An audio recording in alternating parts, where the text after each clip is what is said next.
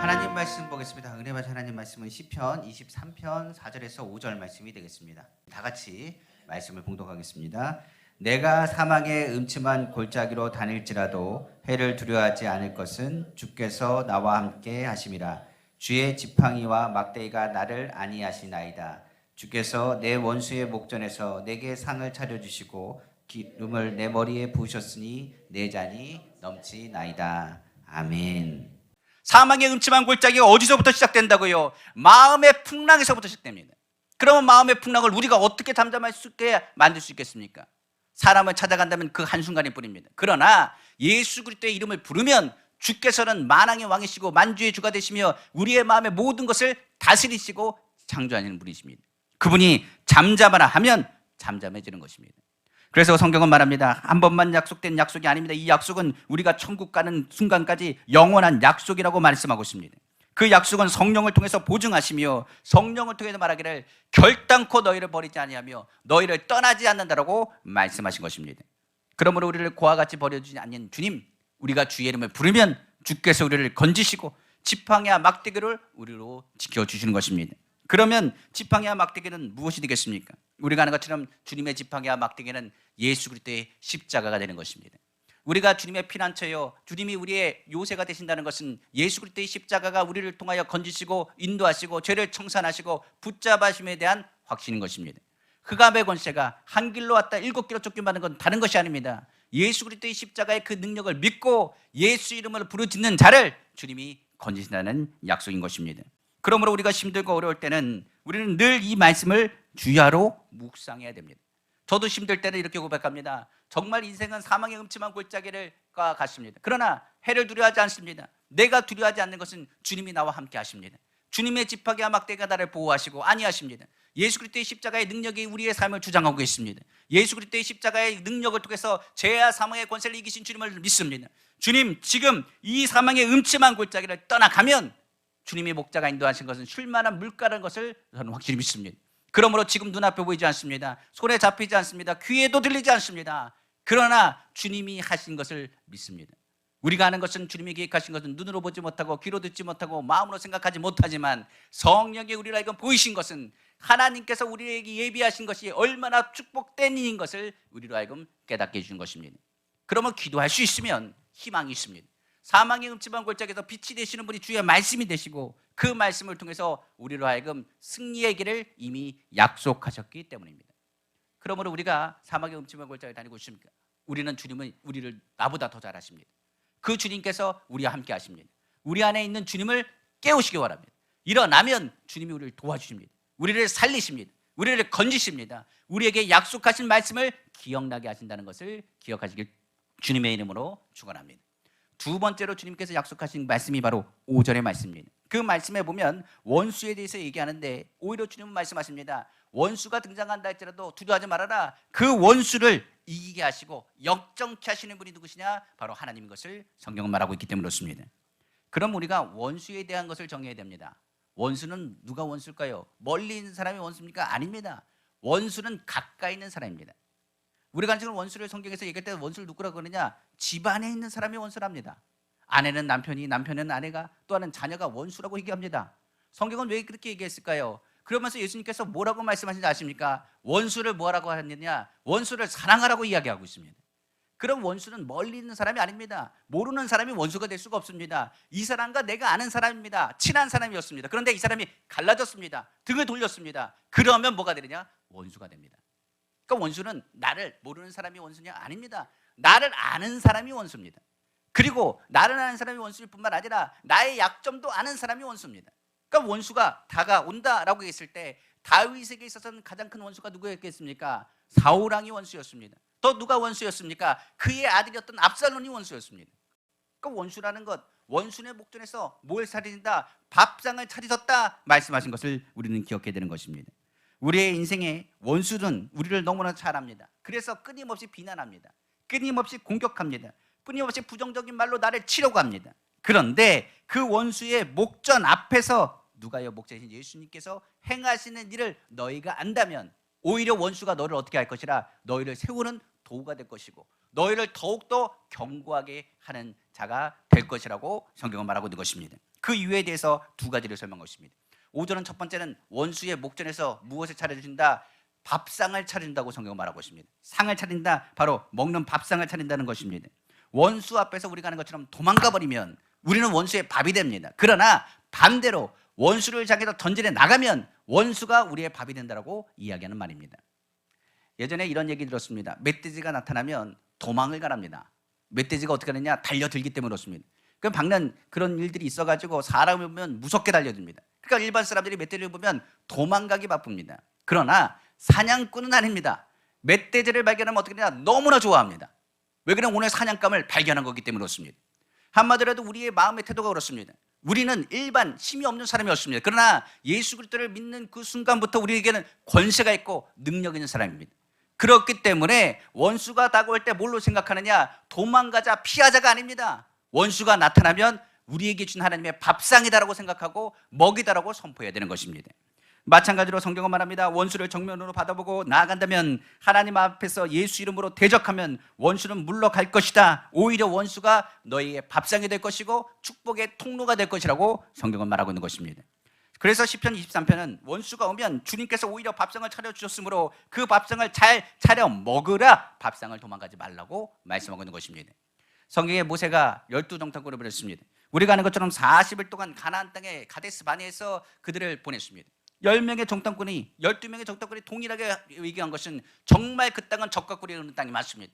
포도 송이를 봐도 정말로 기름집니다. 정말 축복된 땅입니다라고 얘기했습니다. 그러나 성경에 보니 10명의 정탐꾼이 이렇게 얘기했습니다. 완전히 다르게 보겠는데, 정말 축복된 땅, 주님의 말씀하신 땅은 맞는데 그곳에는 우리가 감당할 수 없는 적이 있습니다.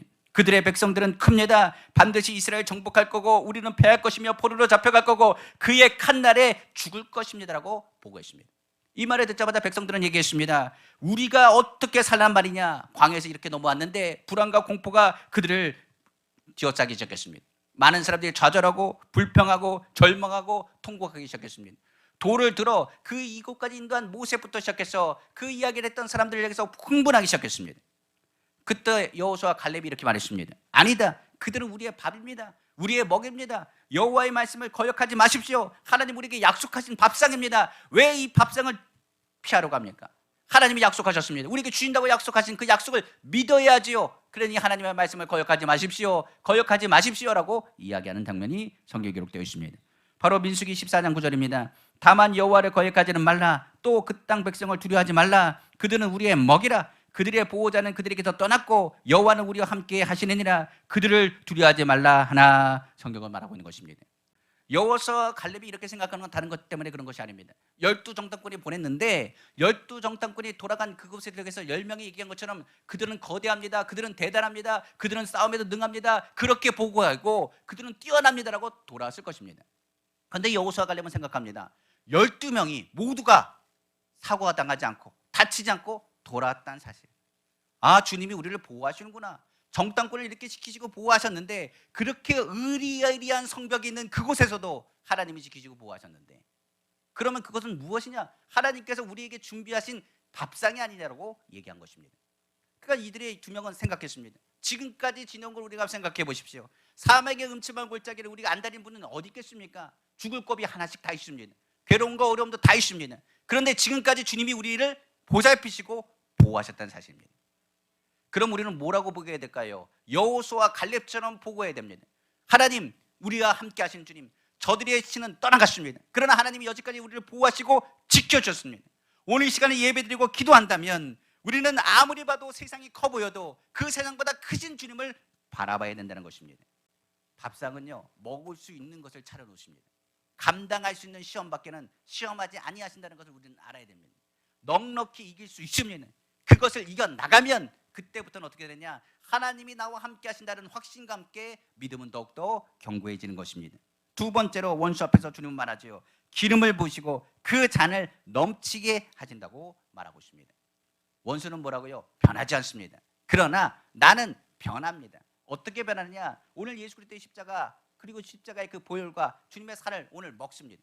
오늘 성찬을 떼면서 우리는 기억할 것입니다. 주님이 우리 안에 있다는 것을 고백할 것입니다. 우리가 예수 그리스도를 믿으면, 예수 그리스도가 우리 안에 거하심을 믿으면 우리는 하나님의 자녀의 권세가 있을 뿐만 아니라 우리를 향하여 왕 같은 제사장으로 부르신다고 성경은 말하고 있는 것입니다. 성경은 기름을 머리에 바른다, 기름을 부으신다, 성령의 기름이 너에게 임했다라는 얘기는 다른 것을 의미하지 않습니다. 구약에서는 기름 부은 자에 대한 이야기들을 이렇게 하면 하나님이 택하신 사람이 기름을 붓습니다. 한마디로 얘기하면 왕, 제사장, 선지자를 하나님께서 기름을 부으시고 세우셨다는 사실입니다. 성경의 사무엘상 16장 13절에 이렇게 말합니다. 사무엘이 기름 뿔병을 가져다가 그의 형제 중에서 그에게 부었더니 이날 이후로 다윗이 여호와의 영으로 크게 감동되니라. 사무엘이 떠나서 라마로 가니라고 기록되어 있습니다. 여기서도 뭐라고 합니까? 기름 뿔병을 가지고 그에게 부었더니 이날 이후로 다윗이 성령에 감동되게 됩니다. 크게 감동되게 되었다. 이야기는 성령의 충만함을 받게 되었다라고 이야기하고 있는 것입니다. 이야기는 그렇습니다. 성령이 우리 가운데 역사하면 원수와 싸우는 게 우리가 아니라 주님이 대신 싸운다는 것을 알 것이고, 성령이 누굴 기억하게 하느냐? 예수 그리스도를 기억나게 하되 우리가 누구라는 사실을 깨닫게 하는 것입니다. 우린 누굽니까? 하나님의 자녀입니다. 우린 누굽니까? 왕 같은 제사장입니다. 그의 거룩한 나라의 그의 백성입니다. 누가 책임지느냐? 하나님이 나를 책임져 주십니다. 주님이 나를 붙잡아 주십니다. 주님의 사랑을 누가 끌을 수 있겠습니까? 주님의 우리를 도우시고 인도하시며 너를 손을 내릴 자를 하나님께서 손대시고 너를 축복하는 자를 축복하신다는 말씀을 우리는 듣게 되는 것입니다. 원수가 공격해 오면 오히려 원수를 제압하는 능력을 우리에게 있다는 것을 누가 알려주느냐? 성령이 알려준다는 사실입니다. 그러면 성경은 이렇게 얘기합니다. 시편 92편 10절에 그러나 주께서 내 뿔을 들소의 뿔같이 높이셨으며 내게 신선한 기름을 부으셨나이다. 오늘 성령이 우리로 하여금 뭐라고 하느냐? 넌 이길 수 있다라고 말하고 걱정하지 말라고 말하고 내가 너와 함께 한다는 것을 말씀해 주시는 것입니다. 그러므로 원수가 오면 우리는 기억해야 됩니다. 하나님이 나를 성장시키는 기회가 원수가 다가올 때입니다. 누군가 나를 비난한다라고 얘기하면 이렇게 생각하면 됩니다. 하나님, 예전에는 그 말 들으면 내가 짜증을 내고 같이 이야기했는데 오히려 나는 마음이 넓습니다. 나는 누구냐? 하나님의 자녀라는 사실을 깨닫게 됩니다. 핍박이 다가올 때, 염려가 다가올 때, 근심이 다가올 때, 괴로움이 다가올 때 내 마음의 그릇의 수준을 우리는 깨달을 수 있습니다.